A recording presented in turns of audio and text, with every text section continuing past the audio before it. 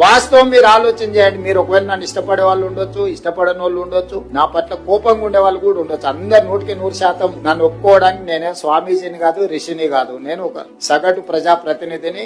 లైక్లు డిస్లైక్లు మీకు ఉండొచ్చు. గతంలో మీ జీతభత్యాలు ఎప్పుడు మీ ఖాతాలో పడేది? మీ సోదరుడు ముఖ్యమంత్రి అయినాక ఏ తారీఖు నాడు మీ జీతాలు వస్తున్నాయి ఒక్కసారి మీరు అంచనా వేసుకోండి.